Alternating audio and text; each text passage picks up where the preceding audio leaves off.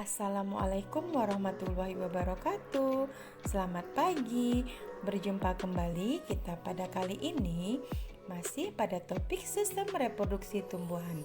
Kali ini yang akan kita bahas adalah perkembangbiakan tumbuhan paku dan lumut. Pernahkah kamu melihat tumbuhan paku berikut? Pernahkah kamu menjumpai tumbuhan tersebut berbunga? Berupa apakah organ reproduksi tumbuhan tersebut? Tumbuhan tersebut merupakan kelompok tumbuhan paku. Semua tumbuhan paku tidak menghasilkan bunga. Lalu, bagaimana tumbuhan paku berkembang biak?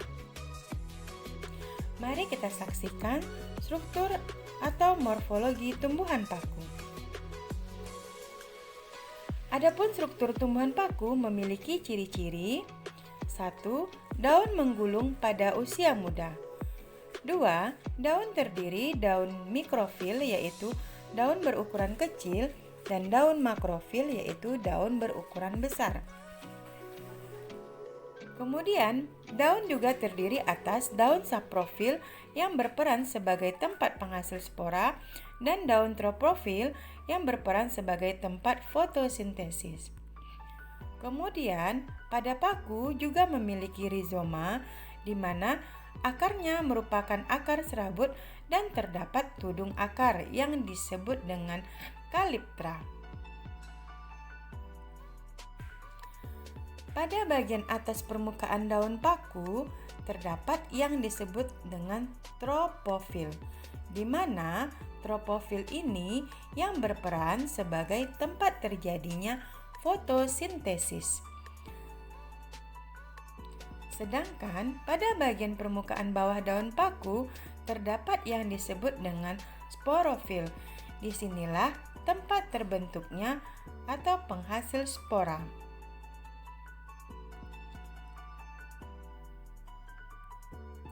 Pada daun sporofil terdapat yang disebut dengan sporangium, di mana sporangium ini terdapat banyak spora, sehingga disebutlah dengan penghasil spora atau kotak spora, di mana memiliki sorus yang berperan sebagai kumpulan spora-spora. Mari kita bahas perkembangbiakan tumbuhan paku. Tumbuhan paku dapat berkembang biak dengan dua cara, yaitu generatif dan vegetatif. Yang pertama, perkembangbiakan generatif. Dapat kita lihat pada siklus tumbuhan paku berikut. Tumbuhan paku yang dapat kita amati berada dalam tahap sporofit karena dapat menghasilkan spora. Jika kadar air pada kotak spora berkurang, kotak spora akan sobek dan akan tumbuh menjadi protalium jika lingkungannya sesuai untuk tumbuh. Kemudian, tahap gametofit akan dimulai ketika protalium tumbuh.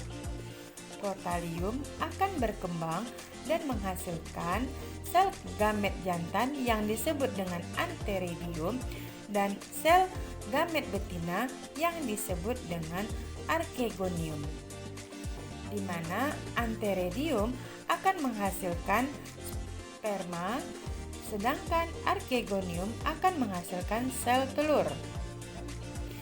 Fertilisasi akan terjadi jika sperma yang dihasilkan oleh antheridium bertemu pada sel telur yang dihasilkan oleh archegonium. Maka akan terbentuklah yang disebut dengan zigot.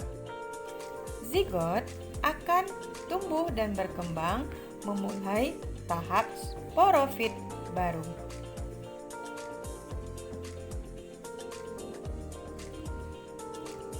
Yang kedua adalah perkembangbiakan vegetatif. Pada tumbuhan pakis, perkembangbiakan vegetatifnya terjadi yaitu dengan cara rizoma, di mana rizoma adalah batang yang tumbuh di dalam tanah. Rizoma dapat tumbuh ke segala arah dan membentuk tumbuhan koloni baru.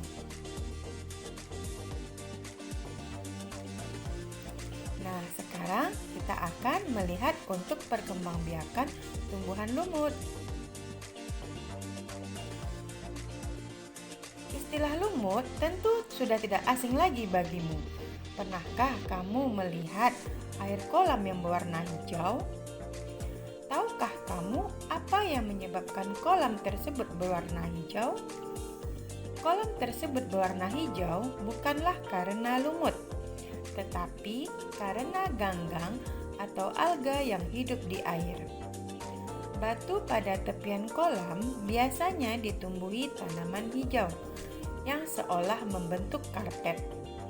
Tumbuhan hijau yang ada di atas batuan tersebut adalah lumut.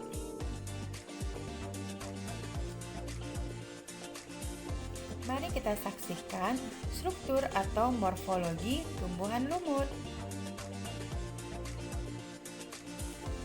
Adapun struktur tumbuhan lumut yaitu terdiri dari dua generasi, yaitu generasi sporofit adalah generasi yang menghasilkan sporogonium, dan ada generasi gametofit yaitu generasi yang menghasilkan tumbuhan lumut, di mana tumbuhan lumut ini terdiri dari akar yang disebut dengan rizoid, batang, kapsul, tangkai, dan juga daun. Lumut terdiri atas 3 jenis, yaitu lumut tanduk, lumut daun, dan lumut hati.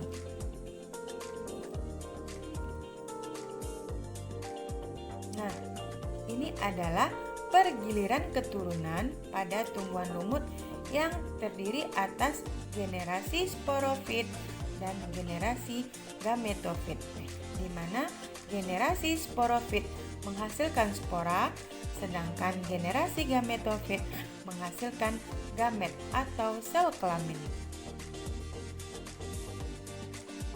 Sekarang kita lihat perkembangbiakan tumbuhan lumut. Perkembangbiakan generatif tumbuhan lumut. Nah, perhatikan bagan berikut. Pada tumbuhan lumut, sama dengan pada tumbuhan paku, akan kita jumpai pada tahap sporofit, di mana kotak spora pada tumbuhan lumut, yaitu pada sporofit, akan pecah sehingga mengalami membentuk yang disebut dengan spora. Nah, spora ini akan tumbuh menjadi protonema, di mana protonema akan berkembang membentuk tumbuhan lumut. Pada tumbuhan lumut ini akan menghasilkan 2 sel gamet, yaitu sel gamet jantan yang disebut dengan antheridium, sedangkan sel gamet betina yang disebut dengan archegonium. Pada antheridium akan menghasilkan sel sperma, sedangkan pada archegonium akan menghasilkan sel telur atau ovum. Sehingga pada saat terjadinya fertilisasi antara sperma dan ovum, maka akan terbentuklah zigot. Zigot ini akan berkembang membentuk yang disebut dengan sporofit muda. Maka sporofit muda ini akan berkembang kembali menjadi yang disebut dengan sporofit dewasa, atau terbentuklah tumbuhan lumut yang baru.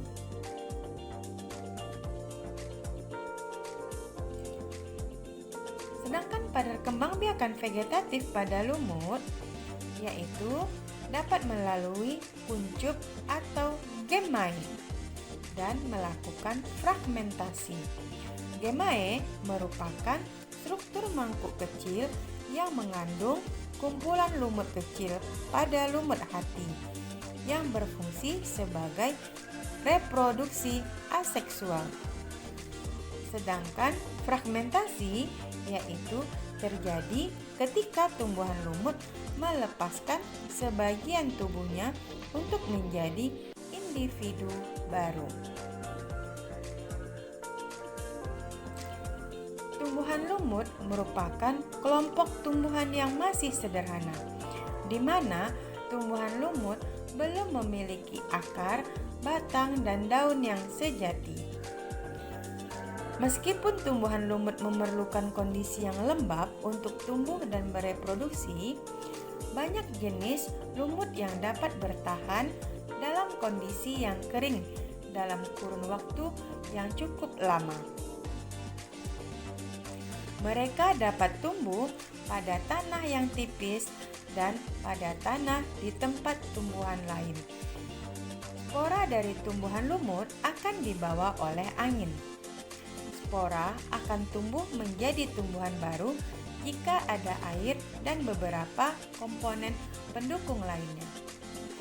Seringkali, lumut merupakan tumbuhan yang pertama kali tumbuh pada lingkungan yang sudah rusak, misalnya akibat aliran lava atau akibat kebakaran hutan. Oleh karena itu, lumut juga disebut organisme pionir atau tumbuhan perintis. Sebagai tumbuhan pionir, lumut akan tumbuh dan mati membentuk nutrisi tanah.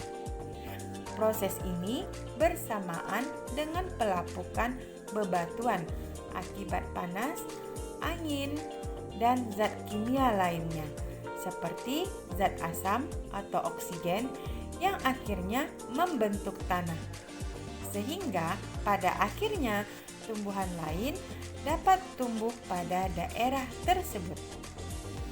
Tahukah kamu bahwa beberapa tumbuhan lumut juga dapat membantu menyimpan nitrogen di dalam tanah dan juga dapat menyimpan air.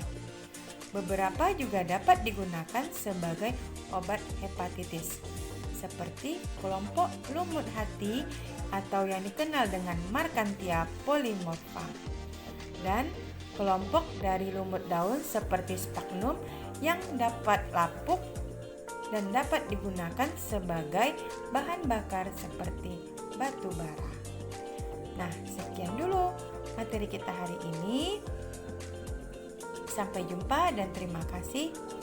Kita akhiri. Assalamualaikum warahmatullahi wabarakatuh dan selamat pagi.